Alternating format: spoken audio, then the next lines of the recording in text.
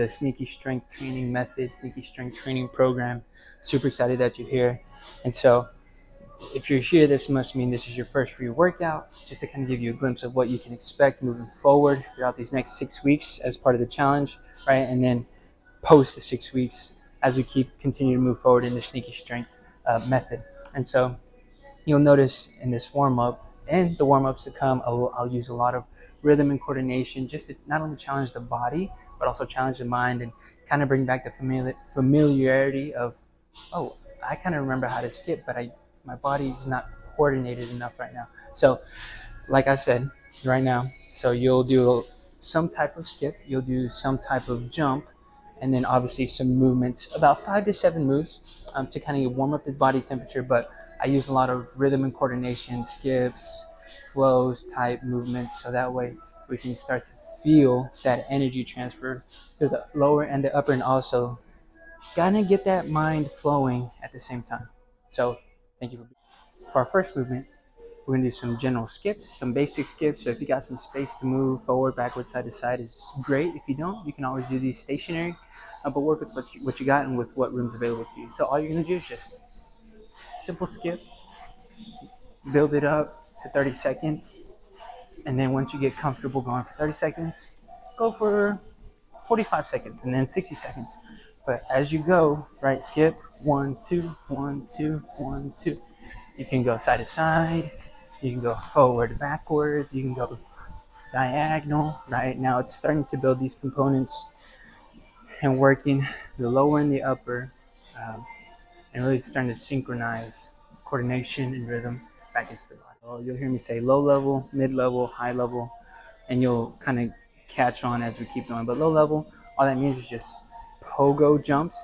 Typically, is how I reference them. It's all from the ankle. So work with whatever space is available to you. You can always do these stationary, but it's low level because you're not trying to get up too high. It's just load the ankle, load the foot, load that lower leg. And of course, you can always use a wall or a chair that's next to you and kind of get the feel for it. And then once you find your rhythm, you can kind of pick it up or slow it down. Of course, start with where you're at and slowly and gradually build it up to 30 seconds. When we have our quad hammy stretch, so you'll grab one leg and then you'll hear me say base foot, which is just simply the leg that's in contact with the floor. Of course, if you're just starting out and you're not kind of comfortable doing it, you can always use a wall, some chairs next to you to kind of help you start out and support. But all you'll do is, so I'm gonna grab my left foot and then I'm gonna try to set this left knee, see how it's in front. I'm gonna try to either even it out with my base foot or slightly behind. So that way I can get a little bit more of a stretch through that front quad or my left leg. Now from here, my right knee, my base foot is straight, slightly bend it, and all you'll do is take your upper body, think like a pendulum, you're just tilting over. Try to maintain a knee bend throughout the whole movement, going for a full stretch on this hamstring, just as much as you are on this left leg on that quad. Of course, what you do to one side, you do to the other. Take your time, work with whatever range of motion you got, even if it's just barely tilting. That's totally old school if you remember these in any physical education program and back in your school, back in your day. But all you're gonna do is your standard right over left and toe touch. Now, the focus of this is not touching your toes. That's just a constraint to kind of give you a point of reference to get to.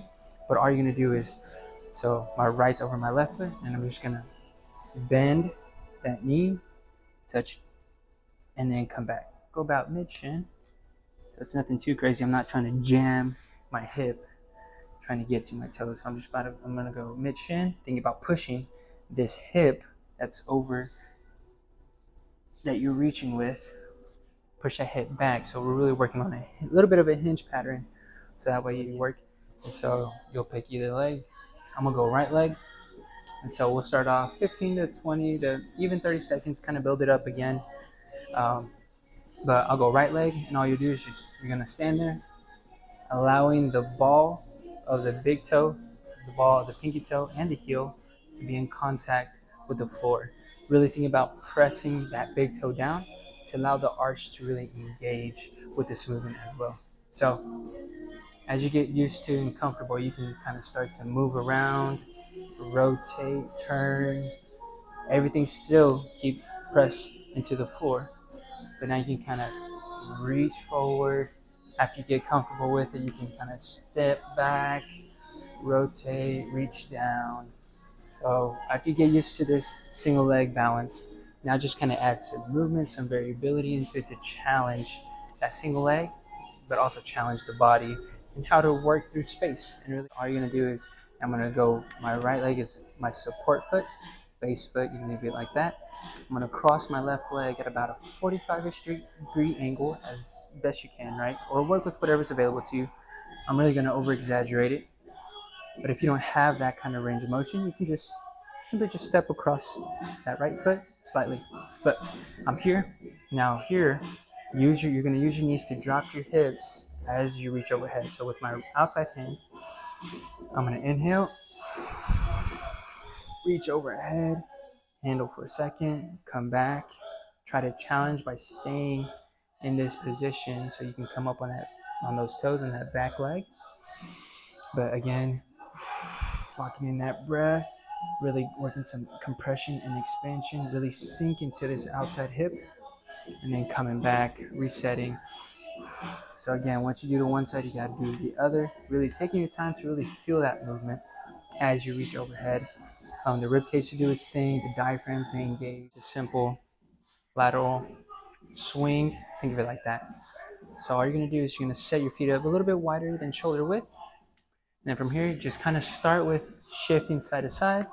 Nothing too crazy, you don't have to sink into it, but really just think about shifting, slight bend in the knees. Then as you find your timing and your rhythm, you're gonna swing the upper body. If I go towards my right, I'm gonna swing my right arm up. As I go to my left, I'm gonna swing my left arm up, allowing the other arm to kind of cross the midline of my body to go with the rhythm. So if I were to swing up, really think about opening up your chest to both ways as you do the movement. Of course, if you only have a limited range of motion right now, work with what's available to you and don't push to the point of pain, but do challenge that range of motion. And then gradually over time, as you get better and more comfortable with this movement, then try to expand